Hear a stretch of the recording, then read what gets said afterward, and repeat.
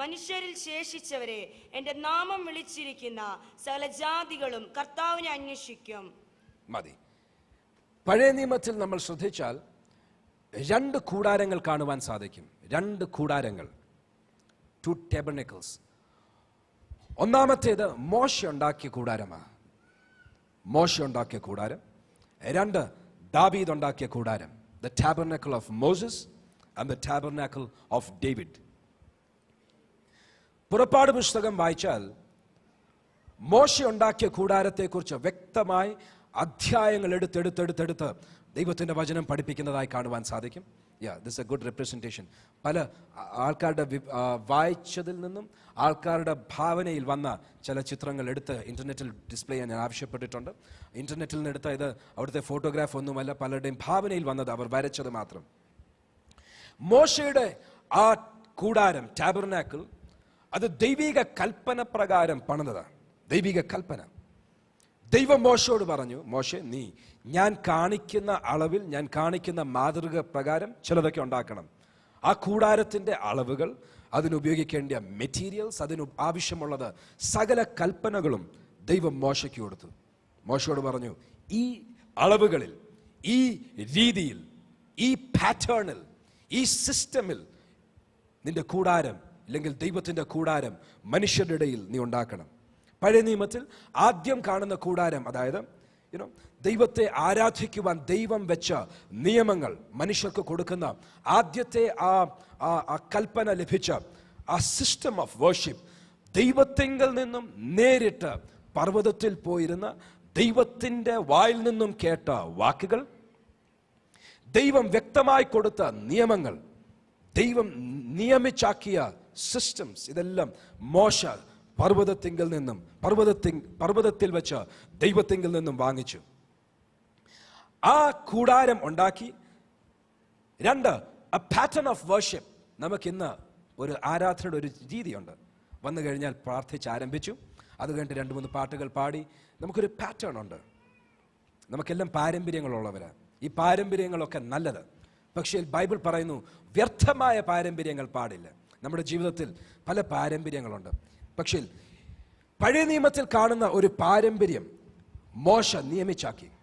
The pattern of worship, യാഗപീഠങ്ങൾ, animal sacrifice, മൃഗങ്ങളെ യാഗം കഴിച്ച് ആരാധന നയിക്കുക. 3, അതിൻ്റെ അകത്തൊരു പെട്ടകം വേണം എന്ന് ദൈവം കൽപ്പിച്ചു. The arc of the covenant, നിയമത്തിൻ്റെ പെട്ടകം അവിടെ വെക്കുവാൻ ദൈവം കൽപ്പിച്ചു. ദൈവത്തിൻ്റെ കൽപ്പനയാൽ ഏറ്റവും കുറഞ്ഞത് 4 പെട്ടകങ്ങൾ ഉണ്ടാക്കിയിട്ടുണ്ട്. ഈ കൂടാരത്തിൻ്റെ അകത്ത്, ടാബർനാക്കിളിൻ്റെ അകത്ത് ഉള്ള ഒരു വസ്തുതയാണ് ആർക്ക്, കൂടാരം. പെട്ടകം. 4 വ്യത്യസ്ത പെട്ടകങ്ങളെക്കുറിച്ച്, ദൈവത്തിൻ്റെ കൽപ്പനയാൽ ഉണ്ടാക്കിയ പെട്ടകങ്ങളെക്കുറിച്ച് ബൈബിളിൽ കാണുവാൻ സാധിക്കും. ഒന്നാമത്തെ പെട്ടകമാണ് നോഹയുടെ പെട്ടകം. നോഹയുടെ പെട്ടകത്തെക്കുറിച്ച് ദൈവം പറഞ്ഞു, ഇന്ന അളവിൽ ഇത് പണിയണം, ഇതിൻ്റെ നീളം, അതിൻ്റെ വീതി, അതിൻ്റെ ഉയരം, അതിൻ്റെ ഓരോ ഫങ്ഷൻസ്, അതിൻ്റെ അകത്തെ ഓരോ കമ്പാർട്ട്മെന്റ്സ്, അതിൻ്റെ അകത്തെ പണിയേണ്ട വസ്തുക്കൾ. അന്നത്തെ ടെക്നോളജിയെക്കുറിച്ച് പാസ്റ്റർ ഡോക്ടർ റോൺ ചാൾസ് ഇവിടെ വന്നപ്പോൾ പറയുവാൻ ഇടയായി തീർന്നു. നമ്മൾ വായിക്കുന്നത് ഗോഫർ മരം കൊണ്ട് ഒരു പെട്ടകം ഉണ്ടാക്കണമെന്ന്. അദ്ദേഹം ഡോക്ടർ റോൺ ചാൾസ് ഇവിടെ വന്നപ്പോൾ ചിലരെങ്കിലും കേട്ടാണ്. എത്ര പേരുണ്ടായിരുന്നു ഇവിടെ? Not even 30-40%. ആ കേട്ടവർക്കറിയാം. ഗോഫർ വൃക്ഷം എന്നുള്ളത് ഗോഫർ മരം എന്നുള്ളത് അതൊരു വൃക്ഷമല്ല.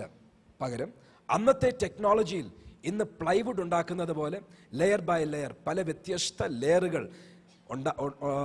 ലെയറുകൾ വ്യത്യസ്ത മരങ്ങൾ ഉപയോഗിച്ച് ഇന്നത്തെ പ്ലൈവുഡ് ടെക്നോളജി പോലെ അന്നുണ്ടാക്കിയിരുന്ന അന്നത്തെ ടെക്നോളജിയാണ് ഗോഫർ മരം എന്നുള്ളത്.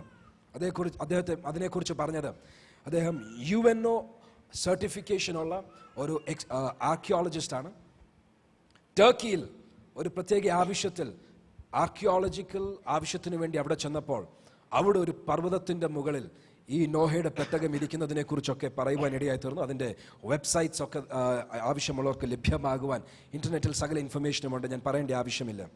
അദ്ദേഹം ആ പെട്ടകത്തിൻ്റെ ഒരു ഭാഗം, അതിൻ്റെ ആ മരത്തിൻ്റെ ഒരു ഭാഗം എടുത്തുകൊണ്ട് വരികയും അമേരിക്കയിലുള്ള ലാബുകളിൽ ടെസ്റ്റ് ചെയ്യുകയും ചെയ്തു എന്ന് പറയുവാൻ ഇടയായി തീർന്നു. അദ്ദേഹം പറഞ്ഞത്, ഈ ഗോഫർ മരം എന്നുള്ളത് 15 വ്യത്യസ്ത വുഡൻ മെറ്റീരിയൽസ്, വ്യത്യസ്ത വൃക്ഷങ്ങളുടെ തടി ഉപയോഗിച്ച് ഉണ്ടാക്കിയതാണ് ഗോഫർ മരം. അതിൽ 13 മരങ്ങൾ ഇന്നും ലോകത്തിലുണ്ട്. പക്ഷേ 2 മരങ്ങൾ ഏതാണെന്ന് ഇന്നും അറിയത്തില്ല.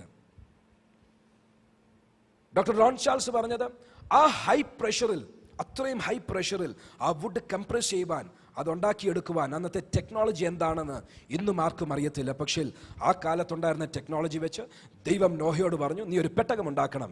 ആ പെട്ടകം ഇന്ന അളവിലായിരിക്കണം. ദൈവത്തിൻ്റെ കൽപ്പനയാൽ ഉണ്ടാക്കിയ ആദ്യത്തെ പെട്ടകമായിരുന്നു. രണ്ടാമത്തെ ഒരു പെട്ടകമായിരുന്നു മോശക്കുഞ്ഞിനെ നൈൽ നദിയിൽ രക്ഷിക്കുവാൻ മോശയുടെ മാതാപിതാക്കന്മാർ വിശ്വാസത്താൽ ഉണ്ടാക്കിയ ഒരു പെട്ടകം.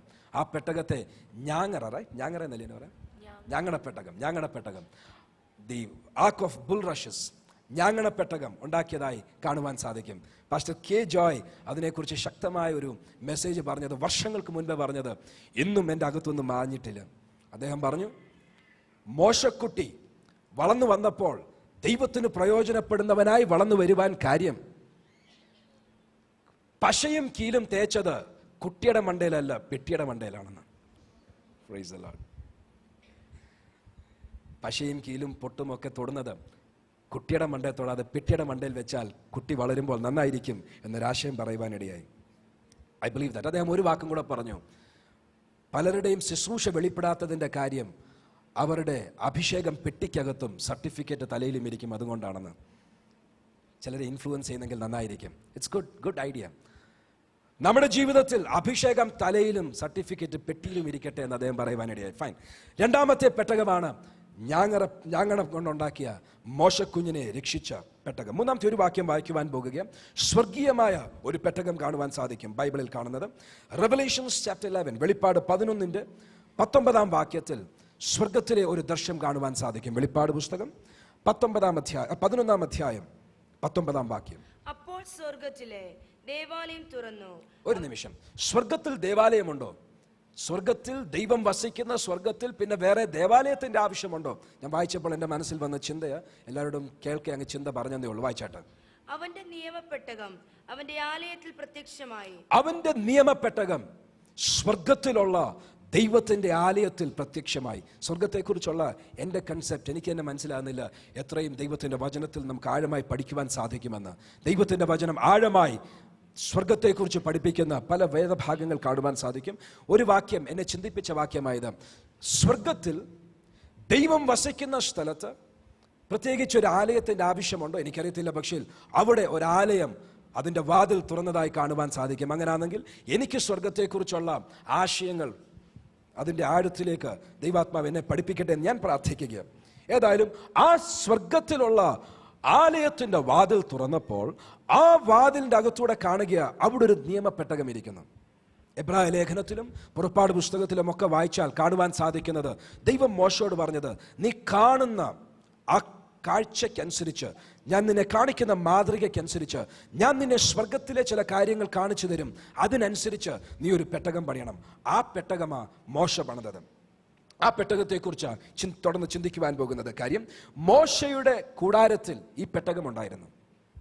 മോശയുടെ കൂടാരത്തിൽ ഉണ്ടാക്കിയ ഈ പെട്ടകത്തെക്കുറിച്ച് ബൈബിൾ പഠിപ്പിക്കുന്നത്, അതിൻ്റെ ക്യൂബിറ്റ്സ്, അതിൻ്റെ അളവുകളെക്കുറിച്ച് പഠിപ്പിക്കുന്നത്, ഒരു ക്യൂബിറ്റ് 25 ഇഞ്ചസ് അതിൻ്റെ നീളമാണെങ്കിൽ അതിനെക്കുറിച്ച് ബൈബിളിൻ്റെ അളവുകൾ എടുത്താൽ ഏകദേശം 5 അടി 2.5 ഇഞ്ച് അതിൻ്റെ നീളം വരും. 3 അടിയിൽ അല്പം അധികം അതിൻ്റെ വീതി വരും. ചുരുക്കി പറഞ്ഞാൽ 2-4 വ്യക്തികൾക്ക് ഒരുമിച്ച് എടുത്തുകൊണ്ട് പോകുവാൻ അത്രയും മാത്രം സൈസുള്ള ഒരു ചെറിയ പെട്ടകം. This is exactly it.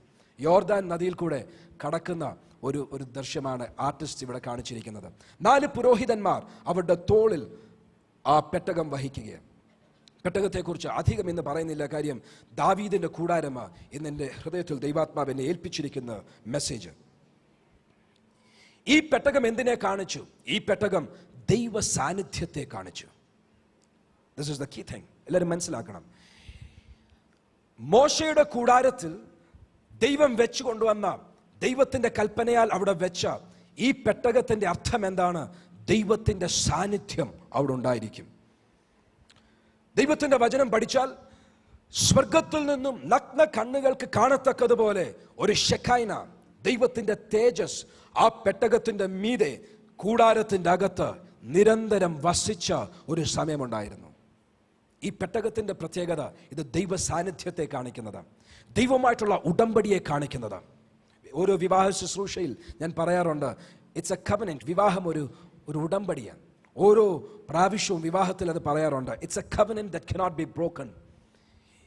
ഈ നിയമത്തിന്റെ പെട്ടകം ദൈവവും മനുഷ്യനും തമ്മിലുള്ള നിയമത്തെ കാണിക്കുന്ന ദൈവത്തിന്റെ നിയമത്തിന്റെ പെട്ടകമാണ്. ദൈവത്തിന്റെ സാന്നിധ്യം, ദൈവത്തിന്റെ നിയമം, ഇതൊക്കെയും ചിത്രീകരിക്കുന്ന ഈ പെട്ടകം ഒത്തിരി അത്ഭുതങ്ങൾ ചെയ്തു. മോശ തൻ്റെ കൂടാരത്തിൽ വെച്ചു. ആ കൂടാരം ട്രാൻസ്പോർട്ട് ചെയ്യുമ്പോൾ എങ്ങനെയാ ട്രാൻസ്പോർട്ട് ചെയ്യേണ്ടത് വ്യക്തമായ ആലോചനകളുണ്ട്. ഈ പെട്ടകം ഒരിക്കലും പബ്ലിക് പ്രൊസഷനിൽ കൊണ്ടുപോകാൻ പാടില്ല. ഇത് കൺസീൽഡ് ആയിട്ട് മാത്രമേ വെക്കാവൂ. ആരും ഇത് കാണരുത്. ഇത് കൊണ്ടുപോകുന്ന വഴിയിൽ മറ്റുള്ളവർ കാണുന്നത് പോലെ ഇത് കൊണ്ടുപോകരുത്. പകരം അത് കവർ ചെയ്ത് ആരും കാണാത്തതുപോലെ വേണം കൊണ്ടുപോകുവാൻ. ഒത്തിരി കൽപ്പനകൾ കൊടുത്തു. ഒരു സ്ഥലത്തു നിന്ന് ഇസ്രായേൽ മറ്റൊരു സ്ഥലത്തേക്ക് യാത്ര ചെയ്യുമ്പോൾ എപ്പോഴും അവരുടെ മുൻപാകെ ഈ പെട്ടകം പോകുമായിരുന്നു. പുരോഹിതന്മാർ, പെട്ടകം വഹിക്കുന്ന പുരോഹിതന്മാർ അവർക്ക് മുൻപാകെ നടന്നുകൊണ്ട് പോകുമ്പോൾ ഈ പെട്ടകം അവർ പോകുന്നിടത്തൊക്കെ പോകും. ഈ പെട്ടകം ഒത്തിരി അത്ഭുതങ്ങൾ ചെയ്തു. ഇവർ യോർദാൻ കടക്കുവാൻ വന്നപ്പോൾ യോശുവ ഒരു കാര്യം ചോദിച്ചു, എങ്ങനെ കർത്താവേ ഈ യോർദാൻ നദി കടക്കുന്നത്? കാര്യം പ്രത്യേകിച്ച് ഈ സമയം യോർദാൻ കരകവിഞ്ഞൊഴുകുന്ന സമയമാണ്. ഒരു രീതിയിലും കടക്കുവാൻ സാധിക്കത്തില്ല. കടക്കണമെങ്കിൽ അത്ഭുതം നടക്കണം. ദൈവത്തിന്റെ ആത്മാവ്, ദൈവത്തിന്റെ ശബ്ദം യോശുവയോട് പറഞ്ഞത്, നീ ഒന്നും വിഷമിക്കേണ്ട, ആ പെട്ടകമുണ്ടല്ലോ, ആ പെട്ടകം വഹിക്കുന്ന പുരോഹിതന്മാർ അവരുടെ കാലുകൾ വെള്ളത്തിൽ ചവിട്ടുമ്പോൾ വെള്ളത്തിന്റെ ഒഴുക്ക് നിന്നിരിക്കും. Price the Lord. ഇന്ന് രാവിലെ ഞാൻ പ്രാർത്ഥിച്ചപ്പോൾ ദൈവാത്മാവ് പറഞ്ഞു, ചിലരോട് പറ, നിന്റെ ജീവിതത്തിൽ പെട്ടകം വഹിക്കുന്ന അനുഭവം നിനക്കുണ്ടോ? നിന്റെ എതിരെ ഒഴുകുന്ന യോർദാൻ നിന്റെ മുൻപിൽ കീഴടങ്ങിയിരിക്കും. അത് നിന്റെ മേൽ കവിയുകയില്ല. കരകവിഞ്ഞൊഴുകുന്ന യോർദാൻ നിന്റെ മുൻപിൽ കീഴടങ്ങിയിരിക്കും. വിശ്വസിക്കുന്നവരുടെ ആമേൻ കേൾക്കട്ടെ. യോർദാൻ കടക്കുവാൻ സമയമായി. എങ്ങനെ കടക്കണമെന്ന് അറിയത്തില്ല. ദൈവം പറഞ്ഞു, ഒന്നും വിഷമിക്കണ്ട, പെട്ടകം കാത്തു സൂക്ഷിച്ചിട്ടുണ്ടോ ഒരു യോർദാനും നിനക്ക് വിരോധമായി വരികയില്ല. ഇന്ന് പ്രാവചനിക ശബ്ദത്തിൽ ഞാൻ പറയട്ടെ, ചിലർക്ക് വിരോധമായി മരണത്തിന്റെ യോർദാൻ തല ഉയർത്തി കരകവിഞ്ഞു വരുമ്പോൾ ഇന്ന് പറ, കർത്താവ് എൻ്റെ ഭവനത്തിൽ ആ പെട്ടകമുള്ളതിനാൽ ആ മരണത്തിന്റെ യോർദാൻ എന്നെ തൊടുകയില്ല. ഇന്ന് എന്നെ ശബ്ദം ശ്രദ്ധിക്കുന്നവർ ചിലർ പറയട്ടെ, എൻ്റെ ഭവനത്തിൽ ആ പെട്ടകം ഞാൻ കാത്തു സൂക്ഷിക്കും. എൻ്റെ ഭവനത്തിൽ ആ ആരാധന ഞാൻ കാത്തു സൂക്ഷിക്കും. എൻ്റെ ഭവനത്തിൽ ദൈവത്തിന്റെ സാന്നിധ്യം ഞാൻ കാത്തു സൂക്ഷിക്കും. നിനക്ക് വിരോധമായി ഒരു യോർദാനും കവിയുകയില്ല. നിനക്ക് വിരോധമായി ഒരു ശക്തിയും നിൽക്കുകയില്ല. എത്ര പേർ പറയും, എന്റെ ഭവനത്തിൽ ആ പെട്ടകം ഞാൻ സൂക്ഷിക്കും? അത് കഴിഞ്ഞു. മുൻപോട്ട് വിടുകയില്ല എന്ന് വാദിച്ചു നിൽക്കുന്ന യോർദാൻ കഴിഞ്ഞു. അടുത്ത പ്രശ്നം മുൻപിൽ വന്നു. അടുത്ത പ്രശ്നമാണ് യെരിഹോ. യെരിഹോ മതിൽ മുൻപിൽ വന്നപ്പോൾ ഇവർക്കറിയത്തില്ല എന്ത് ചെയ്യണമെന്ന്. നമ്മൾ പലപ്പോഴും കഴിഞ്ഞ പ്രശ്നത്തിന്റെ അതേ സൊല്യൂഷൻ അടുത്ത പ്രശ്നത്തിനും ഉപയോഗിക്കാൻ പരിശ്രമിക്കും. കാര്യം കഴിഞ്ഞ പ്രശ്നത്തിൽ ഇത് വർക്ക് ചെയ്തു. കഴിഞ്ഞ പ്രശ്നത്തിൽ ഞാൻ ഇങ്ങനെ പരിശ്രമിച്ചു, അത് വീണ്ടും പരിശ്രമിച്ചാൽ ഒരു പക്ഷേ അവിടെയും ജയം ലഭിക്കും. ഈ പ്രാവശ്യം ദൈവം പറഞ്ഞു, പെട്ടകം പോകണം, മറ്റു ചില കാര്യങ്ങൾ കൂടെ ചെയ്യണം. യെരിഹോ മതിലിന് ചുറ്റും നടക്കുവാൻ അവർ തീരുമാനിച്ചു. കാര്യം ദൈവത്തിന്റെ ആലോചന എങ്ങനെ ഉണ്ടായിരുന്നു. ദൈവത്തിന്റെ കൽപ്പന അനുസരിക്കുകയും. കഴിഞ്ഞ പ്രാവശ്യം ഞാൻ മെസ്സേജ് എടുത്തപ്പോൾ പറഞ്ഞത് ഓർക്കുന്നുണ്ടായിരിക്കും. ദൈവത്തെ സ്നേഹിക്കുക എന്ന് പറയുന്നതിൻ്റെ 3 ഘടകങ്ങൾ. ഒന്ന്, റെവറൻഷ്യൽ ഫിയർ ആൻഡ് ലവ്. ദൈവത്തെ സ്നേഹിക്കുമ്പോൾ തോളെ കൈയിട്ട് നടക്കാമെന്ന് പറഞ്ഞ ആരും വരല്ലേ. ദൈവത്തിന് കൊടുക്കേണ്ട മാന്യതയും ഭയവും കൊടുത്ത് ദൈവസന്നിധിയിലിരിക്കണം.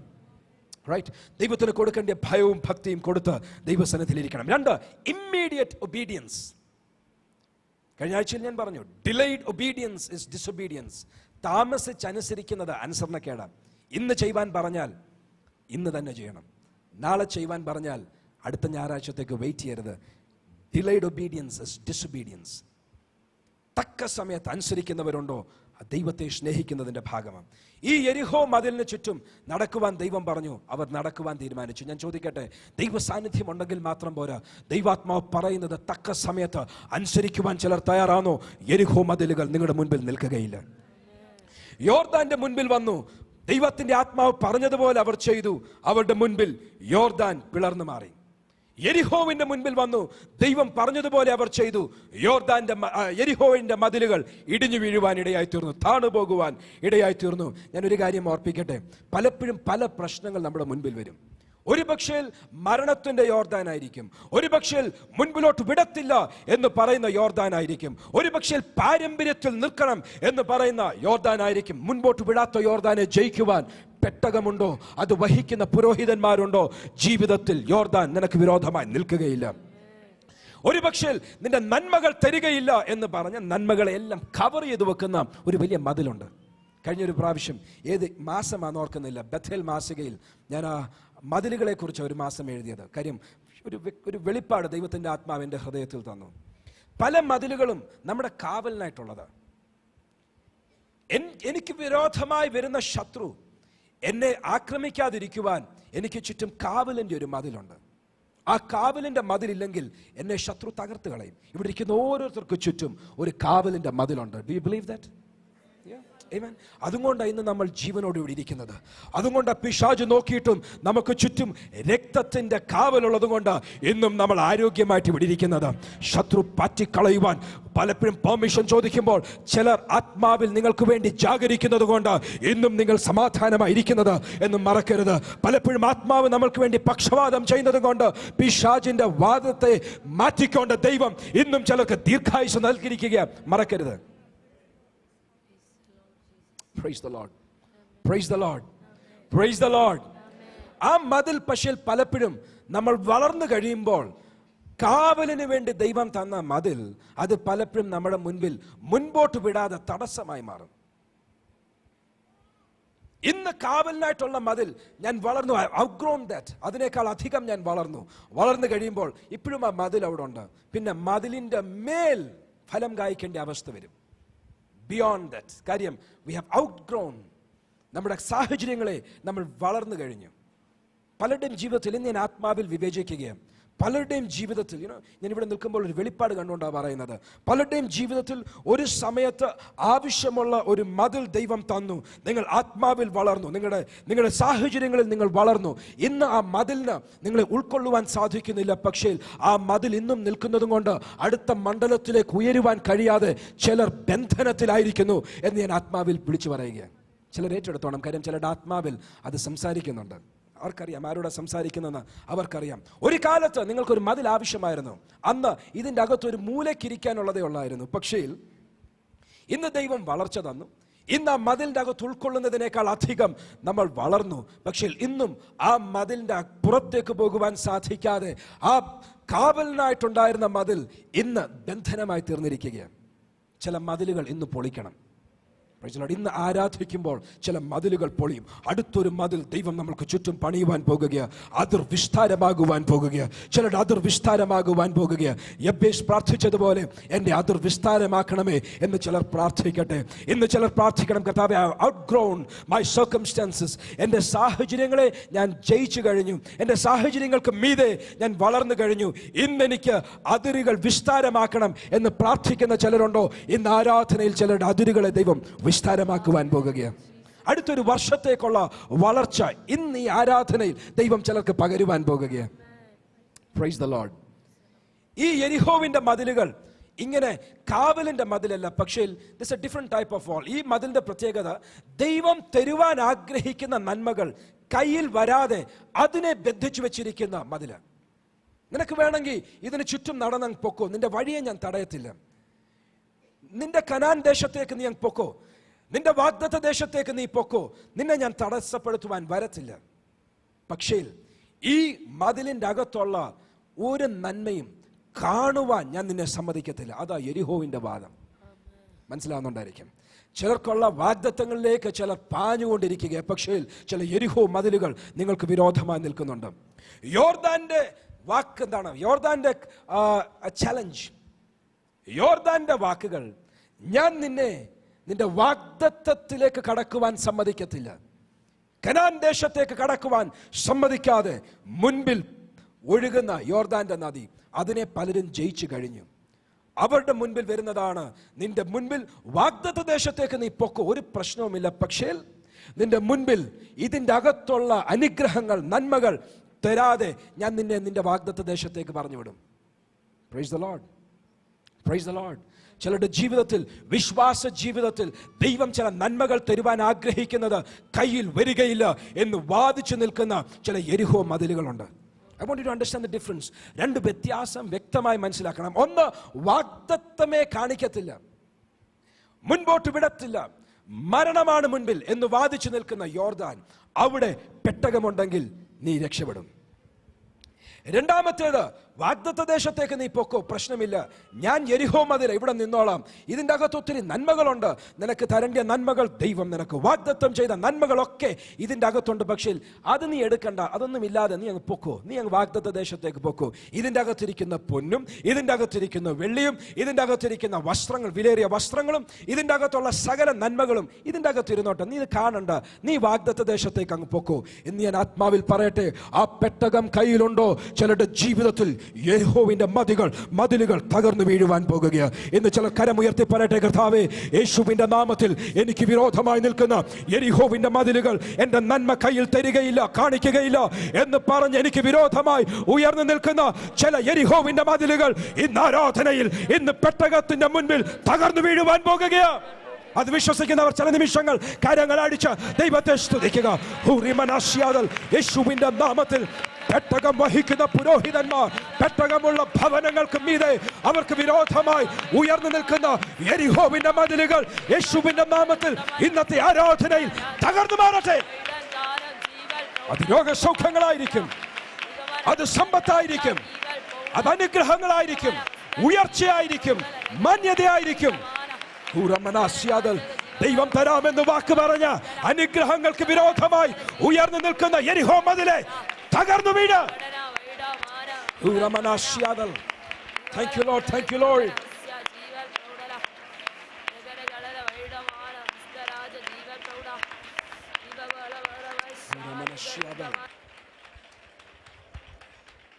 യെരിഹോ മതിൽ തകർന്നു വീണു, നന്മകളെല്ലാം എടുത്തുകൊണ്ട് അവർ പോകുകയാണ്. അടുത്ത 500 വർഷങ്ങൾ മോശ ഈ പെട്ടകം ഉണ്ടാക്കിയതിന് ശേഷം 500 വർഷങ്ങൾ ഈ പെട്ടകം ഇസ്രായേൽ ജനത്തിന്റെ കയ്യിലുണ്ടായിരുന്നു. ഷീലോ എന്ന് പറയുന്ന സ്ഥലത്ത് മോശയുടെ കൂടാരം അടിച്ചു. ശമൂവേൽ പ്രവാചകന്റെ കാലത്ത് ആൾക്കാർ ഷീലോഹിൽ പോയി മോശയുടെ കൂടാരത്തിൽ പെട്ടകം ഇരിക്കുന്ന സ്ഥലത്ത് അവിടെ വന്ന് ദൈവത്തെ ആരാധിച്ചു. മോശയുടെ കാലത്തുണ്ടായിരുന്ന ആരാധനയുടെ ക്രമം 500 വർഷങ്ങളായി പുരോഹിതന്മാർ, ലേവ്യർ ഇതാ യാതൊരു പ്രശ്നവും കൂടാതെ നടത്തിക്കൊണ്ടിരിക്കുകയാണ്. അബ്രഹാമിന്റെ കാലം കഴിഞ്ഞു, 500 വർഷങ്ങൾക്ക് ശേഷമാണ്, ഏകദേശം 500 വർഷങ്ങൾക്ക് ശേഷമാണ് മോശ ജനിക്കുന്നത്. മോശ ജനിച്ചതിന് ശേഷം ഏകദേശം 500 വർഷങ്ങൾക്ക് ശേഷമാണ് ദാവീദ് ജനിക്കുന്നത്. ആ കാലഘട്ടത്തിൽ 500 വർഷങ്ങൾ ഈ പെട്ടകത്തിന് യാതൊരു കേടുമില്ലാതെ ഷീലോഹിലുണ്ടായിരുന്നു. ആ കാലത്തിൽ ഏലി പുരോഹിതന്റെ മക്കൾ അവർ പെട്ടകത്തെ ശ്രദ്ധിക്കാതെ, പെട്ടകത്തിന് കൊടുക്കേണ്ട മാന്യത കൊടുക്കാതെ ആ പെട്ടകത്തെ അവർ ഉപേക്ഷയായി വിചാരിച്ചു. അവർ പെട്ടകത്തെ ശുശ്രൂഷിക്കുവാൻ താല്പര്യപ്പെട്ടില്ല. ആ സമയത്ത് ഒരു ശമൂവേൽ ബാലൻ എണീറ്റു. ആലയത്തിലെ വിളക്ക് കെടുന്നതിന് മുൻപേ ശമൂവേൽ ബാലൻ പോയി കിടന്നുറങ്ങും, അതിന്റെ സ്ഥാനത്തേക്ക് മാറിക്കിടക്കും. ആ പെട്ടകത്തെ ശുശ്രൂഷിക്കാൻ ആരുമില്ലാതായി പോയി. ഞാൻ പറയട്ടെ, നിങ്ങളുടെ ഭവനത്തിൽ ദൈവ സാന്നിധ്യം ഉള്ളവരുണ്ട്, ഓക്കെ, പ്രാർത്ഥനയുള്ളവരുണ്ട്, അത് അതുപോലെ സൂക്ഷിക്കുവാൻ തയ്യാറല്ലെങ്കിൽ യു നോ വാട്ട് ഹാപ്പൻസ്? 500 വർഷങ്ങൾ ദൈവത്തിന്റെ മഹത്വം, ദൈവത്തിന്റെ ശക്തി, ഉടമ്പടിയുടെ പെട്ടകം ദൈവജനത്തിന്റെ കയ്യിലിരുന്നത് 500 വർഷങ്ങൾക്ക് ശേഷം എന്ത് സംഭവിച്ചു? ഒരു പ്രാവശ്യം ഫിലിസ്തീയ സൈന്യം ഇസ്രായേൽ ജനത്തിന് വിരോധമായി വന്നു. ഈ ഫിലിസ്തീയ സൈന്യം ഇസ്രായേൽ ജനത്തിന് വിരോധമായി വന്നപ്പോൾ ഇസ്രായേൽ ജനം പറഞ്ഞു, നമുക്കൊരു കാര്യം ചെയ്യാം, നമുക്ക് ആ പെട്ടകം എടുത്തുകൊണ്ട് ഈ ഫിലിസ്തീനെ എടുത്തുകൊണ്ടൊന്ന് ചെല്ലാം. കാര്യം ഓരോ യുദ്ധത്തിലും ഈ പെട്ടകമാണ് നമുക്ക് ജയം തന്നത്. ഓർക്കുന്നില്ല, പണ്ട് മരുഭൂമിയിൽ കൂടെ വരുമ്പോൾ ഓരോ രാജാക്കന്മാരെ ജയിക്കുവാൻ ഈ പെട്ടകമുണ്ടായിരുന്നു. യോർദാനിൽ വന്നപ്പോൾ ഈ പെട്ടകമുണ്ടായിരുന്നു. യെരിഹോവിൽ വന്നപ്പോൾ ഈ പെട്ടകമുണ്ടായിരുന്നു. ഓരോ പ്രാവശ്യവും ഈ പെട്ടകം നമ്മളെ സഹായിച്ചു. ഇന്നത്തെ ഭാഷയിൽ പറഞ്ഞാൽ എൻ്റെ വീട്ടിൽ പ്രാർത്ഥനയുണ്ട്, എൻ്റെ വീട്ടിൽ ആരാധനയുണ്ട്, എൻ്റെ വീട്ടിൽ ദൈവ സാന്നിധ്യമുണ്ട്. ഓരോ ആവശ്യത്തിന്റെ മുൻപിൽ, ഓരോ പ്രതികൂലത്തിന്റെ മുൻപിൽ ഞാൻ പ്രാർത്ഥിച്ചു, ദൈവം ജയം തന്നു. എത്ര പേർക്ക് ആ സാക്ഷ്യമുണ്ട്? Let me see your hands. Good, praise the lord. നമുക്കെല്ലാം ആ സാക്ഷ്യമുള്ളവരാ. പെട്ടകമുണ്ട്, നമുക്ക് പെട്ടകം എടുത്തുകൊണ്ട് ഫിലിസ്തീയ സൈന്യത്തിന് വിരോധമായി ചെല്ലാം. പഴയതുപോലെ ആർപ്പുണ്ട്, പഴയതുപോലെ ശബ്ദ കോലാഹലമുണ്ട്, പഴയതുപോലെ സകലതുമുണ്ട്. ഈ പെട്ടകം എടുത്തോണ്ട് അങ്ങോട്ട് ചെന്നു. ചരിത്രം അറിയാവുന്നവർക്കറിയാം, ഫിലിസ്ത്യ സൈന്യം ആദ്യമേ ഒന്ന് പേടിച്ചു. അവർ പറഞ്ഞു, എപ്പോഴെങ്കിലും ഇവർ പ്രാർത്ഥിച്ചിട്ടുണ്ടെങ്കിൽ, എപ്പോഴെങ്കിലും ഇവർ ദൈവത്തെ ആരാധിച്ചിട്ടുണ്ടെങ്കിൽ, എപ്പോഴെങ്കിലും പെട്ടകം വന്നിട്ടുണ്ടെങ്കിൽ നിശ്ചയമായിട്ടും അവർ ജയിച്ചിട്ടുണ്ട്. ഫിലിസ്ത്യരുടെ വാക്കുകൾ ശ്രദ്ധിച്ചാൽ, ഒരിക്കൽ ഈ മിസ്രൈം ദേശത്തിൽ വെച്ച് അവരുടെ ദേവന്മാരെ മുഴുവൻ ന്യായം വിധിക്കുവാൻ ഈ പെട്ടകത്തിന്റെ ദൈവം ഭയങ്കരന്. നമ്മൾ പേടിച്ചുപോയി. അങ്ങനെ ഇരിക്കുമ്പോഴാണ് അവരിൽ ആരോ ഒരാൾ എന്നിട്ട് പറഞ്ഞു, പേടിക്കണ്ട, ധൈര്യമായിട്ട് നിൽക്കാം. ഒരു പക്ഷേ എനിക്കറിയത്തില്ല അതിനെക്കുറിച്ച് എങ്ങനെ ആശയം അവർക്ക് കിട്ടിയെന്ന് അറിയത്തില്ല. പക്ഷെ ഒരു കാര്യം ഉറപ്പാ, ഈ പെട്ടകത്തെ ശുശ്രൂഷിക്കാതെ ഈ പെട്ടകം കൊണ്ട് ചെന്നാൽ ആ പെട്ടകം നിങ്ങളെ സഹായിക്കത്തില്ല. ഈ പെട്ടകം ശത്രു പിടിച്ചു മാറ്റും. ആവർത്തിക്കാം, ശ്രദ്ധിച്ചു കേൾക്കണം. 500 വർഷങ്ങൾ ഇസ്രായേലിന്റെ ചരിത്രത്തിൽ അവർക്ക് യോർദാൻ മുതൽ യെരിഹോ മുതൽ സകല ശത്രു സൈന്യങ്ങളുടെ മുൻപിലും ദൈവത്തിന്റെ അനുഗ്രഹമുള്ള ഈ പെട്ടകം, 500 വർഷങ്ങൾ അനുഗ്രഹത്തിന്റെ ചരിത്രം മാത്രമുള്ള ഈ പെട്ടകം ഇപ്പോൾ ഇതാ ഫിലിസ്ത്യർക്ക് വിരോധമായി പോകുകയാണ്. ഇസ്രായേൽ ജനം വലിയ ജയം പ്രതീക്ഷിച്ചു, ഫിലിസ്ത്യർ പരാജയം പ്രതീക്ഷിച്ചു. പക്ഷെ ഒരു കാര്യം ഇതിന്റെ ഇടയിൽ നടന്നു. ഏലി പുരോഹിതനും തന്റെ 2 മക്കളും ഈ പെട്ടകത്തെ വലുതായി ശ്രദ്ധിച്ചില്ല. ഈ പെട്ടകത്തിന് കൊടുക്കേണ്ട മാന്യത കൊടുത്തില്ല. ഈ പെട്ടകം സൂക്ഷിക്കേണ്ടതുപോലെ സൂക്ഷിച്ചില്ല. ഇന്നത്തെ ഭാഷയിൽ പറഞ്ഞാൽ, പാസ്റ്ററെ, വർഷങ്ങളായി എൻ്റെ വീട്ടിൽ പ്രാർത്ഥനയുണ്ട്, ഞങ്ങൾ ആത്മീയരാണ്, രക്ഷിക്കപ്പെട്ടിട്ട് ഒത്തിരി വർഷങ്ങളായി. പക്ഷേ ആ പ്രാർത്ഥനയ്ക്കും ദൈവ സാന്നിധ്യത്തിനും കൊടുക്കേണ്ട മാന്യത കൊടുക്കാതെ, അതിനാവശ്യമുള്ള വിശുദ്ധി വാക്കുകളിലും പ്രവൃത്തിയിലും ഭവനത്തിലില്ലാതെ ഈ പെട്ടകവുമായി പ്രാർത്ഥനയുമായി ശത്രുവിനെ നേരിടാൻ ചെന്നാൽ ഇറ്റ്സ് നോട്ട് എ മാജിക്. ഇത് മാജിക് അല്ല, ഇത് ദൈവ സാന്നിധ്യമാ. ദൈവ സാന്നിധ്യത്തിന് കൊടുക്കേണ്ട മാന്യത കൊടുത്തെങ്കിൽ മാത്രമേ അത് നിങ്ങൾക്കായി പ്രവർത്തിക്കുകയുള്ളൂ. 500 വർഷങ്ങൾക്ക് ശേഷം ആദ്യമായി ദൈവത്തിന്റെ ബലത്തിന്റെ പെട്ടകം, ദൈവത്തിന്റെ മഹത്വത്തിന്റെ പെട്ടകം, ഉടമ്പടിയുടെ പെട്ടകം ഇതാ ഫിലിസ്ത്യർ പിടിച്ചുകൊണ്ടുപോയി. ഫിലിസ്ത്യർ അവരുടെ രാജ്യത്തിലേക്ക് ഇത് കൊണ്ടുപോയി. ആദ്യത്തെ ഒരു പട്ടണത്തിൽ അത് വെച്ചു, ദാഗോന്റെ ക്ഷേത്രത്തിൽ വെച്ചു. 5 പട്ടണങ്ങളിൽ മാറി മാറി വെച്ചു. അത് പോയ സ്ഥലത്ത് അവരെ ന്യായം വിധിക്കുവാൻ ആരംഭിച്ചു. അവരൊടുവിൽ പറഞ്ഞു, 7 മാസം അത് ഫിലിസ്ത്യരുടെ കയ്യിലിരുന്നു. അവർ പറഞ്ഞു, ഇത് ഇവിടെ ഇരുന്നാൽ നമ്മൾ മുഴുവൻ നശിച്ചു പോകും, ഇത് തിരിച്ചു കൊടുത്തയച്ചേക്കാം. അവർ തിരിച്ചു കൊടുത്തയച്ചു. ശമൂവേൽ പ്രവാചകന്റെ കാലത്ത് 500 വർഷങ്ങൾ അവിടെ ഇരുന്നതിന് ശേഷം ഫിലിസ്ത്യർ 7 മാസത്തേക്ക് പിടിച്ചുകൊണ്ടുപോയ പെട്ടകം മടങ്ങി വന്നു, കാളവണ്ടിയിൽ മടങ്ങി വന്നു. അവിടെ അബീനാദാബ് എന്നു പേരുള്ള ഒരു വ്യക്തി, എൻ്റെ ചരിത്രം ഞാൻ പറഞ്ഞു പോയാൽ ഇന്നെനിക്ക് സമയമില്ലാത്തത് കൊണ്ട്, കാര്യം ദാവീദിന്റെ കൂടാരത്തിലേക്ക് ഞാൻ പെട്ടെന്ന് ഓടുവാൻ പരിശ്രമിക്കുകയാണ്. അബീനാദാബ് എന്നു പേരുള്ള ഒരു വ്യക്തി, അദ്ദേഹം നിർബന്ധത്താലല്ല സ്വന്തം ഇഷ്ടത്താൽ ഈ പെട്ടകം ഏറ്റെടുക്കുവാൻ തീരുമാനിച്ചു. 500 വർഷങ്ങൾ ഇസ്രായേൽ ജനത്തെ അനുഗ്രഹിച്ച ഈ പെട്ടകം, ഫിലിസ്ത്യ ജനത്തെ തകർത്ത ഈ പെട്ടകം ഇപ്പോൾ ഇതാ ഇസ്രായേലിൽ മടങ്ങി വന്നു. ആദ്യത്തെ സ്ഥലത്ത് അത് വന്നപ്പോൾ അവർ പറഞ്ഞു, ഇവിടെ വേണ്ട. കാര്യം അവിടെ ഈ പെട്ടകത്തിലേക്ക് ചിലർ നോക്കി, ഈ പെട്ടകം കാണുവാൻ. കാര്യം ഒത്തിരി കേട്ടിട്ടുണ്ട് ഇതിനെക്കുറിച്ച്. ഇത് ഭയങ്കര അത്ഭുതങ്ങൾ ചെയ്ത പെട്ടകമാണ്. ഈ പെട്ടകത്തെ ഒന്ന് കാണുവാൻ ആൾക്കാർ നോക്കി. ബൈബിൾ പറയുന്നു 50,000-ലധികം ആൾക്കാർ ഒറ്റ ദിവസം മരിച്ചു. കാര്യം ഈ പെട്ടകത്തെ അവർ നോക്കുവാൻ വ്യവസ്ഥയില്ലാതെ പെട്ടകത്തിന്റെ അടുക്കൽ വരുവാൻ ഇടയായി. ആ ദേശക്കാർ പറഞ്ഞു, ഇവിടെ ഇരുന്നാൽ ഞങ്ങളുടെ ദേശം തകർന്നു പോകും, അതുകൊണ്ട് ഈ പെട്ടകം ഇവിടുന്ന് കൊണ്ടുപോക്കോ. അടുത്തുള്ള ദേശക്കാരോട് പറഞ്ഞു, വന്ന് ഈ പെട്ടകം എടുത്തോണ്ട് പോക്കോ, ഞങ്ങൾക്കിതിനെ നോക്കാൻ സാധിക്കുകയില്ല. ഞാൻ പറയട്ടെ, പ്രാർത്ഥന വീട്ടിൽ നടക്കുന്നവർ അവരുടെ വാക്കുകളിൽ, അവരുടെ ഭാഷയിൽ, അവരുടെ ജീവിത ശൈലിയിൽ, അവരുടെ കൊടുക്കവാങ്ങലുകളിൽ, അവരുടെ ജീവിതത്തിന്റെ ഓരോ വഴികളിലും ദൈവ സാന്നിധ്യത്തിന് തക്ക മാന്യത സൂക്ഷിച്ചില്ലെങ്കിൽ ഇത് അനുഗ്രഹമായിരിക്കുകയില്ല. ഒരു വാക്യം ഓർപ്പിക്കുന്നതേ ഉള്ളൂ. ആദ്യത്തെ പട്ടണത്തിൽ നിന്നും അവർ പറഞ്ഞു, ഈ പെട്ടകം ഞങ്ങൾക്ക് സൂക്ഷിക്കുവാൻ സാധിക്കുകയില്ല, ഇവിടുന്ന് എടുത്തോണ്ട് പോകണം. എന്തു സംഭവിച്ചു? അബീനാദാബ് എന്നു പേരുള്ള വ്യക്തി ലേവ്യനായിരുന്നു. അദ്ദേഹം പറഞ്ഞു, ഈ പെട്ടകത്തെ ഞാൻ നോക്കിക്കോളാം. ഇന്ന് ആ ഭാഗ്യം ലഭിച്ചവർക്കായി ഞാൻ ദൈവത്തെ സ്തുതിക്കുക. ആ പെട്ടകം ഭവനത്തിൽ കൊണ്ടുപോകുവാൻ ഭാഗ്യം ലഭിച്ച ദൈവ പൈതലിനായി ഞാൻ ദൈവത്തെ സ്തുതിക്കുക. ഇവിടെ ഇരിക്കുന്ന പലർക്കും പറയുവാൻ സാധിക്കും, എനിക്കൊരു യോഗ്യതയുമില്ലാത്തടത്ത് ഈ പെട്ടകം എൻ്റെ വീട്ടിൽ വന്നു, ദൈവ സാന്നിധ്യം എൻ്റെ വീട്ടിൽ വന്നു, പ്രാർത്ഥന എൻ്റെ വീട്ടിൽ വന്നു. അതുള്ളവർക്കായി ഞാൻ ദൈവത്തെ സ്തുതിക്കുന്നു. അബിനാദാബിന്റെ വീട്ടിൽ 20 വർഷം ഈ പെട്ടകം ഇരുന്നു. ദൈവം അബിനാദാബിനെ അനുഗ്രഹിക്കുവാൻ ആരംഭിച്ചു. വേർഡ് ഓഫ് കാഷൻ, ഇത് ഞാൻ പറയുവാൻ ആഗ്രഹിച്ചതല്ല, പക്ഷേ ഇന്ന് രാവിലെ പ്രാർത്ഥിച്ചപ്പോൾ ശക്തമായി നിർബന്ധമായി പറയണം എന്ന് ദൈവാത്മാവ് എൻ്റെ ഹൃദയത്തിൽ പറഞ്ഞതുകൊണ്ട് ഞാൻ പറയുകയാണ്. ഈ പെട്ടകം അബിനാദാബിന്റെ വീട്ടിൽ പോകണം എന്നാരും നിർബന്ധിച്ചില്ല. നിന്റെ വീട്ടിൽ ഈ പെട്ടകം വയ്ക്കണം എന്നാരും നിർബന്ധിച്ചില്ല. പക്ഷേ സ്വന്തം ഇഷ്ടത്താൽ താൻ കൊണ്ടുപോയി. 20 വർഷം ആ വീട്ടിൽ താൻ ആ പെട്ടകം വെച്ചു. തന്റെ മൂത്ത മകനെ അതിന് ശുശ്രൂഷിക്കുവാൻ സമർപ്പിച്ചു. ആ പെട്ടകം താൻ സൂക്ഷിച്ചു.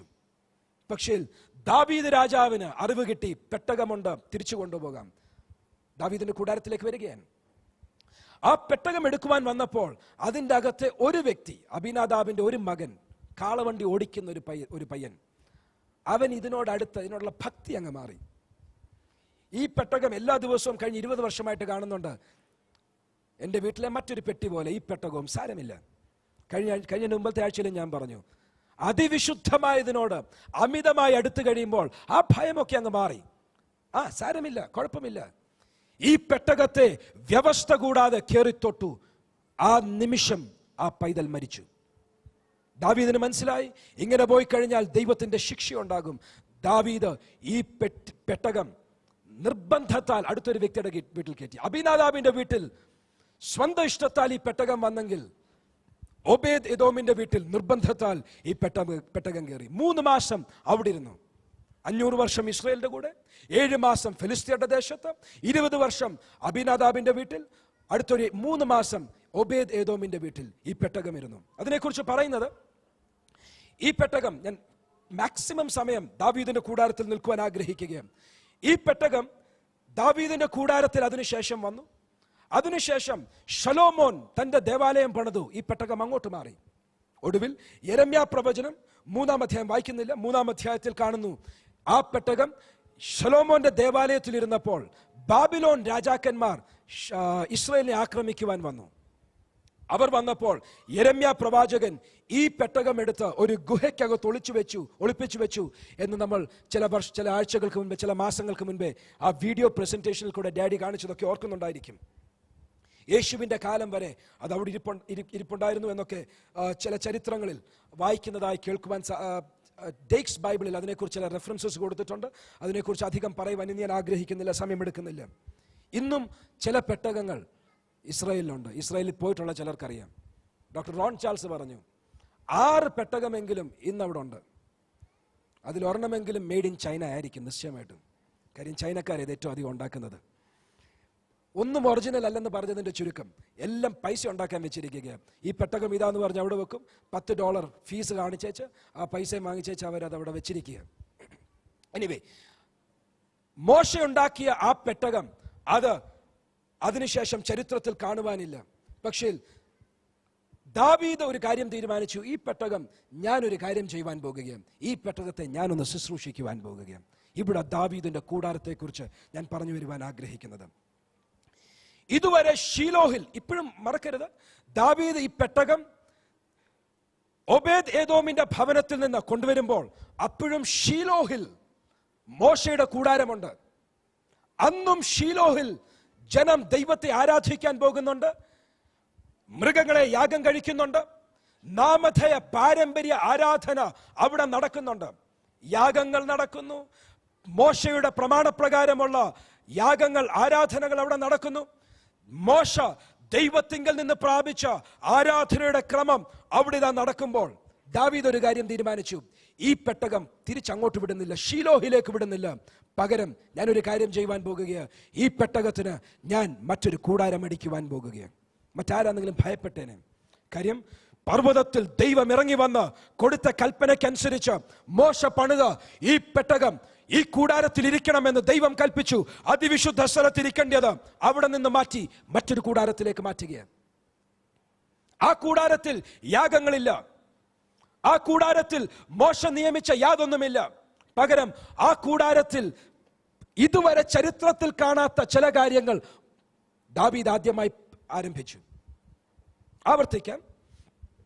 മോശയുടെ കൂടാരം ഇന്നും ശീലോഹിൽ തുടരുന്നു. അവിടെ ഷെക്കൈന ഇല്ല, ദൈവത്തിന്റെ സാന്നിധ്യമില്ല, അവിടെ പെട്ടകമില്ല, അവിടെ യാതൊന്നുമില്ല. പക്ഷേ അവിടെ പാരമ്പര്യത്തിന്റെ ആരാധന തുടരുന്നു. ആൾക്കാർ വരുന്നു, അവർ മൃഗങ്ങളെ യാഗം കഴിക്കുന്നു, അവിടെ ദൈവത്തെ അന്വേഷിക്കുന്നു എന്ന് പറഞ്ഞ് ശീലോഹിൽ ആൾക്കാർ ഇന്നും ചെല്ലുന്നു. പക്ഷേ ദാവീദ് ഒരു കാര്യം ചെയ്തു.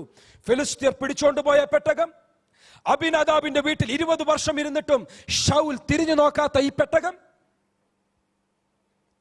ഒബേദ് ഏദോമിന്റെ വീട്ടിലിരുന്ന ഈ പെട്ടകം 3 മാസം കഴിഞ്ഞപ്പോൾ ദാവീദ് തീരുമാനിച്ചു, ഈ പെട്ടകമാണ് കൂടാരത്തെക്കാൾ വലുത്. ഈ പെട്ടകമാണ് ഈ സകല ചട്ടങ്ങളെക്കാൾ വലുത്. ഈ പെട്ടകമാണ് പാരമ്പര്യത്തെക്കാൾ വലുത്. ഈ പെട്ടകമാണ് പുറം കണ്ണുകൾ കൊണ്ട് കാണുന്ന സകലത്തെക്കാളും വലുത്. അതുകൊണ്ട് ഞാൻ പെട്ടകത്തെ ഒന്ന് ശുശ്രൂഷിക്കുവാൻ പോകുകയാണ്. ദൈവ സാന്നിധ്യത്തെ ഒന്ന് ശുശ്രൂഷിക്കുവാൻ പോകുകയാണ്. ദാവീദ് ഒരു കാര്യം ചെയ്തു. ആ പെട്ടകം ഒബേദ് ഏദോമിന്റെ ഭവനത്തിൽ നിന്നും ശീലോഹിലേക്ക് കൊണ്ടുപോകാതെ, മോശയുടെ കൂടാരത്തിലേക്ക് കൊണ്ടുപോകാതെ ദാവീദ് ഒരു കാര്യം ചെയ്തു. യെരുശലേമിലുള്ള അവിടെ 5 ഹൈറ്റ്സ്, 5 പർവ്വതങ്ങളുണ്ട്. പർവ്വതങ്ങൾ എന്ന് പറയുന്നത് ഫിഗറേറ്റീവായിട്ട് ഞാൻ പറയുക, എല്ലാവർക്കും മനസ്സിലാകുവാൻ. 5 സ്ട്രോങ് ഹോൾഡ്സ്. അതിൽ ഒരു സ്ട്രോങ് ഹോൾഡാണ് സിയോൻ എന്ന് പറയുന്നത്. 5 പ്രധാനപ്പെട്ട സ്ഥലങ്ങളിൽ ഒരു സ്ഥലമാണ് സിയോൻ. യെരുശലേമിൽ ദാവീദിന്റെ പട്ടണം എന്നറിയപ്പെടുന്ന സിയോൻ. യെരുശലേം പട്ടണത്തിലേക്ക് അത് കൊണ്ടുവന്നു. സിയോൻ പർവ്വതത്തിലേക്ക് ആ പെട്ടകം കൊണ്ടുവന്നു. അവിടെ ആ പെട്ടകം വെച്ചു. Now you must understand this. ശ്രദ്ധിച്ചു കേൾക്കണം. കാര്യം നമ്മൾ ആരാണെങ്കിലും അംഗീകരിക്കാത്ത ഒരു പ്രധാനപ്പെട്ട ആശയം പറയുവാൻ പോകുകയാണ്.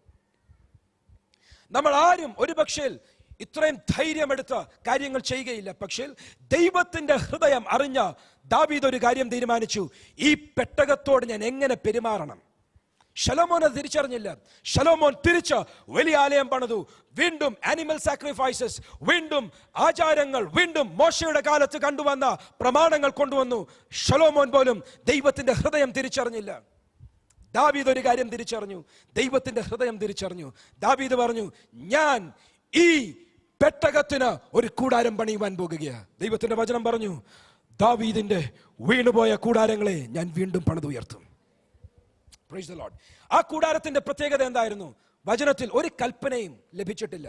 ദാവീദ് വളരെ സ്പിരിച്വൽ ഇൻസൈറ്റ്, ആത്മീയ കണ്ണുകൾ തുറക്കപ്പെട്ട ഒരു വ്യക്തിയായിരുന്നു. ദൂതന്മാർ വന്ന് നിൽക്കുന്നത് തന്റെ കണ്ണുകൾ കൊണ്ട് തനിക്ക് കാണായിരുന്നു. എനിക്കറിയത്തില്ല നമ്മളിൽ എത്ര പേർക്ക് ആത്മീയ കണ്ണുകൾ തുറന്നിട്ടുണ്ടെന്ന്. ദൂതന്മാർ ഇതിൻ്റെ അകത്ത് വന്നാലും പലർക്കും തിരിച്ചറിയത്തു പോലുമില്ല. പക്ഷേ ദാവീദ് ദൂതന്മാരെ കണ്ടു. ഒർണോന്റെ വയലിൽ വെച്ച് ദൂതൻ നിൽക്കുന്നതും പല കാര്യങ്ങൾ, ദൈവത്തിന്റെ കാഴ്ചകൾ കാണുവാൻ ആത്മീയ കണ്ണുകൾ തുറന്ന ദാവീദ് താൻ ഒരു കാര്യം തീരുമാനിച്ചു. ഈ പെട്ടകം ദൈവത്തിന്റെ ഹൃദയപ്രകാരം ഞാനൊന്ന് ശുശ്രൂഷിക്കുവാൻ പോകുകയാണ്. കാര്യം ഇതിൽ ദൈവ സാന്നിധ്യമുണ്ട്, ഇതിൽ ദൈവിക അനുഗ്രഹമുണ്ട്. ആ കൂടാരം അവിടെ ഇരിക്കുമ്പോൾ, മോശയുടെ കൂടാരം ഇരിക്കുമ്പോൾ യാതൊരു പ്രത്യേകതയുമില്ല. പക്ഷേ പെട്ടകം പോകുന്നിടത്ത് അനുഗ്രഹമുണ്ട്. പാരമ്പര്യത്തിന് ഒരു അനുഗ്രഹവും കാണുന്നില്ല. പക്ഷേ ഈ പ്രാർത്ഥനയിൽ, ദൈവവുമായിട്ടുള്ള ഈ ബന്ധത്തിൽ, ഈ ആത്മാവിന്റെ ആരാധനയിൽ ഞാൻ ഒരു അനുഗ്രഹം കാണുന്നുണ്ട്. അതുകൊണ്ട് ഞാൻ ഒരു കാര്യം ചെയ്യുവാൻ പോകുകയാണ്. ഞാൻ ഈ പെട്ടകത്തെ ഒന്ന് ശുശ്രൂഷിക്കുവാൻ പോകുകയാണ്. ആരാധനയുടെ ക്രമം താനൊന്ന് മാറ്റി. ഒരു രാജ്യത്തിന്റെ മുഴുവൻ കാഴ്ചപ്പാടിന് വിരോധമായി ദാവീദ് ഒരുവൻ ആരാധനയുടെ ക്രമം മാറ്റി. Think about it. ഒന്ന് ശ്രദ്ധിച്ചു നോക്കാം, ഒന്ന് ചിന്തിച്ചു നോക്കാം. ഇസ്രായേൽ രാജ്യം മുഴുവൻ മോശയുടെ കാലം മുതൽ ദൈവത്തിന്റെ കൽപ്പനയാൽ കഴിഞ്ഞ 500 ചിൽവാനം വർഷങ്ങളായി ആചരിച്ചു വരുന്ന ദൈവത്തിന്റെ കൽപ്പനകൾ എന്ന് അംഗീകരിച്ച ആരാധനയുടെ ക്രമം ദാവീദ് മാറ്റി.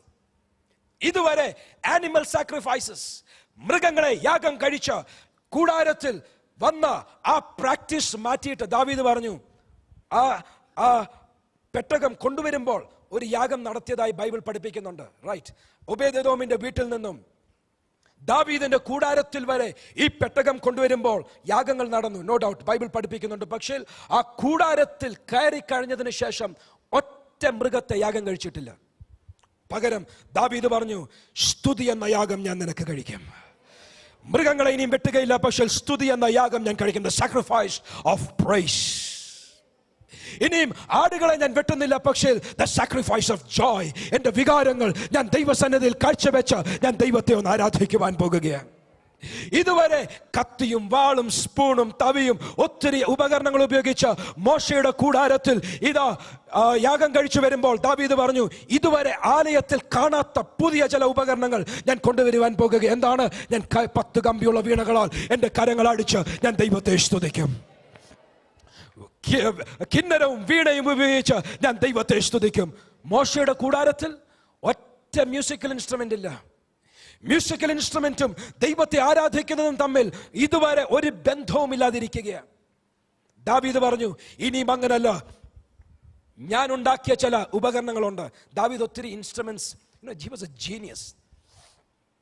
ദാവീദിന്റെ താലന്തുകളെ കുറിച്ച് എടുത്തു പഠിച്ചാൽ ദാവീദ് ഉണ്ടാക്കിയെടുത്ത ഒത്തിരി ഉപകരണങ്ങളുണ്ട്. നമ്മളൊക്കെ ഗിറ്റാർ കയ്യിൽ കിട്ടിയാൽ വായിക്കും, പക്ഷേ ഗിറ്റാർ ഉണ്ടാക്കാൻ ഉള്ള ബുദ്ധി പലപ്പോഴും നമുക്കില്ല, അതിനുള്ള താലന്തില്ല. ദാവീദിന്റെ പ്രത്യേകത പുതിയ ഉപകരണങ്ങൾ കണ്ടുപിടിച്ചൊരു പാർട്ടിയാണ്. അത്രയും കഴിവുള്ളൊരു വ്യക്തിയായിരുന്നു ദാവീദ്.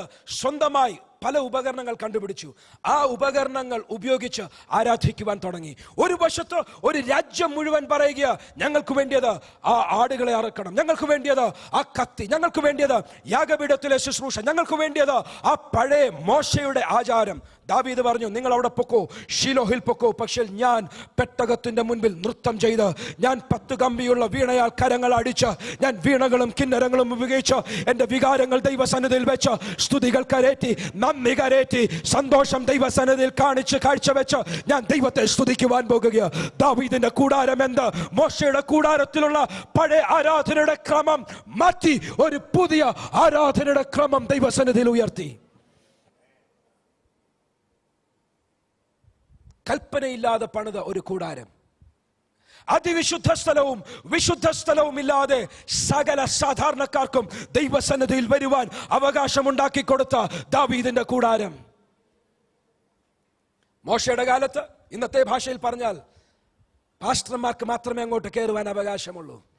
ദാവീദിന്റെ കൂടാരത്തിൽ ഏത് വ്യക്തിക്കും ദൈവസന്നിധിയിൽ യാതൊരു പ്രശ്നം കൂടാതെ കടന്നു വരുവാൻ ഒരു കാര്യം മാത്രം: നിന്റെ കയ്യിൽ സ്തുതി ഉണ്ടായിരിക്കണം, നിന്റെ കയ്യിൽ ആരാധന ഉണ്ടായിരിക്കണം, നിന്റെ കയ്യിൽ ഇതാ നന്ദിയുള്ളൊരു ഹൃദയം ഉണ്ടായിരിക്കണം. ദാവീദിന്റെ കൂടാരം പണിയുവാൻ ദൈവം ദാവീദിന്റെ കരങ്ങളെ ബലപ്പെടുത്തി. കാര്യം എന്താ? ദാവീദ് ദൈവത്തിന്റെ ഹൃദയം തിരിച്ചറിഞ്ഞു. ഞാൻ ചോദിക്കട്ടെ, എത്ര പേർ ദൈവത്തിന്റെ ഹൃദയം തിരിച്ചറിയുന്നവർ ഇന്നിവിടെ ഉണ്ട്? He wants your heart. ദൈവത്തിന് ആവശ്യം നിങ്ങളുടെ ഹൃദയമാണ്. ദൈവത്തിന് ആവശ്യം നിങ്ങളുടെ ഹൃദയമാണ്. ഞാനിത് പറയുമ്പോൾ ഒരു കാര്യം കൂടെ I want to remind you. ദാവീദ് ഈ കൂടാരം പണിതു എന്നൊക്കെ പറയുമ്പോൾ ദൈവത്തിന്റെ കൽപ്പനകളെ ത്യജിച്ചു എന്നാരും വിചാരിക്കരുത്. ദൈവത്തിന്റെ കൽപ്പനകൾ പഠിച്ച കാര്യം, ഒരിക്കൽ ഒരു ഉസ മരിച്ചപ്പോൾ ദാവീദിന് മനസ്സിലായി കാര്യമൊക്കെ ശരിയാ, പക്ഷേ ദൈവത്തിന്റെ പ്രമാണം അനുസരിച്ച് പോയില്ലെങ്കിൽ ഇത് ഗുണത്തിന് പകരം ദോഷം ചെയ്യും. അതുകൊണ്ട് ദാവീദ് ഒരു കാര്യം ചെയ്തു. ദാവീദ് ലേവ്യരെ പുരോഹിതന്മാരെ ഇതിന് ശുശ്രൂഷിക്കുവാനായിട്ടാക്കി. പ്രമാണം സൂക്ഷിച്ചു. ആരും വിചാരിക്കല്ലേ പ്രമാണം ഇല്ലെങ്കിലും ദൈവം അങ്ങ് സന്തോഷിക്കുമെന്ന്. നോ, നമ്മൾ വികാരങ്ങൾ ദൈവസന്നിധിയിൽ കാഴ്ചവെക്കുമ്പോൾ, സ്തോത്രം ദൈവസന്നിധിയിൽ കാഴ്ചവെക്കുമ്പോൾ, സന്തോഷം ദൈവസന്നിധിയിൽ കാഴ്ചവെക്കുമ്പോൾ, സ്തുതി എന്ന യാഗം കഴിക്കുമ്പോൾ ഇതൊക്കെ നല്ലതാണ്. പക്ഷേ പ്രമാണത്തിനനുസരിച്ച് വേണം. ഫൈൻ, പ്രമാണത്തിൽ നിന്നു. പക്ഷേ ദാവീദ് ഒരു കാര്യം ചെയ്തു. ആർക്കും ദൈവസന്നിധിയിൽ അടുത്തു വരുവാൻ വാതിൽ തുറന്നു കൊടുത്തു. ചില നാളുകൾ കഴിഞ്ഞു, ആലയം പണിതു, ശലോമോന്റെ ആലയം വന്നു. ഈ കൂടാരം, ഈ പെട്ടകം ശലോമോന്റെ ദേവാലയത്തിലേക്ക് മാറ്റപ്പെട്ടു. വീണ്ടും പഴയതും പലതും ആരംഭിച്ചു. പക്ഷേ ദൈവത്തിന്റെ ആത്മാവ് ആമോസ് പ്രവാചകനിൽ കൂടെ പറഞ്ഞു, ദാവീദിന്റെ വീണുപോയ കൂടാരത്തെ ഞാൻ വീണ്ടും ഉയർത്തും. ഇന്ന് ആ പ്രവചനത്തിന്റെ നിവർത്തീകരണം നമ്മൾ അനുഭവിച്ചു കൊണ്ടിരിക്കുകയാണ്. ആ കൂടാരം ഇന്നുയർന്നുകൊണ്ടിരിക്കുക. കാര്യം, പെട്ടകം നമ്മുടെ ഭവനങ്ങളിൽ വന്നു കഴിഞ്ഞു. ദൈവ സാന്നിധ്യം നമ്മുടെ ജീവിതത്തിൽ വന്നു കഴിഞ്ഞു. നമ്മുടെ കണ്ണുകളെ അടയ്ക്കാം. Worship team, come take your place. ചുരുങ്ങിയ ചില നിമിഷങ്ങൾ I want some of you to rededicate your life. ചിലരുടെ ജീവിതത്തെ ചിലർ വീണ്ടും ഒന്ന് റീഡെഡിക്കേറ്റ് ചെയ്യുവാൻ സമയമായിരിക്കുക. കർത്താവേ, ഞാൻ വിശുദ്ധ ജീവിതത്തിൽ വീണ്ടും അതിൻ്റെ ആഴത്തിലേക്ക് വരുവാൻ, എൻ്റെ ഭവനത്തിൽ ദൈവത്തിൻ്റെ പെട്ടകമുണ്ടെങ്കിൽ, ദൈവ സാന്നിധ്യമുണ്ടെങ്കിൽ, പ്രാർത്ഥനയുണ്ടെങ്കിൽ അവിടെ നിരക്കാത്ത മറ്റ് യാതൊന്നും വരുവാൻ ഞാൻ ആഗ്രഹിക്കുന്നില്ല. ഞാൻ ആത്മാവിൽ പറയട്ടെ, ചില ഭവനങ്ങളിൽ ശുദ്ധീകരണത്തിന് സമയമായി കഴിഞ്ഞു. യാക്കോബ് തന്റെ ഭവനത്തിൽ ചില നാളുകൾ കഴിഞ്ഞപ്പോൾ ഒരു ശുദ്ധീകരണത്തിനായി വീണ്ടും ഒരു പുതിയ പടി ചെയ്തു. താൻ പല വിഗ്രഹങ്ങളെയും എടുത്തു മാറ്റി. ഇന്ന് നമ്മുടെ ജീവിതത്തിൽ, നമ്മുടെ ഭവനങ്ങളിൽ ഒരു ശുദ്ധീകരണത്തിന്റെ സമയമായി കഴിഞ്ഞു. ഇന്ന് അതിന് പ്രതികരിക്കുന്നവർക്കായി ഞാൻ ദൈവത്തെ സ്തുതിക്കുകയാണ്. ചില വേണ്ടാത്ത സീഡികൾ എടുത്തു മാറ്റുവാൻ, ചില വേണ്ടാത്ത പുസ്തകങ്ങൾ എടുത്തു മാറ്റുവാൻ, ചില വേണ്ടാത്ത രീതികൾ എടുത്തു മാറ്റുവാൻ, ചില വേണ്ടാത്ത വാക്കുകൾ എടുത്തു മാറ്റുവാൻ ആലയത്തിൽ ഇന്ന് കടന്നു വന്ന ദൈവ പൈതലേ, നിന്റെ ഭവനത്തിൽ പെട്ടകമുണ്ടെങ്കിൽ, ദാവീദിന്റെ വീണുപോയ കൂടാരങ്ങൾ വീണ്ടും ഒന്ന് പുതുക്കി പണിയുവാൻ നിന്റെ ഭവനത്തെ തുറന്നു കൊടുക്കുന്നെങ്കിൽ, യോർദാന്റെ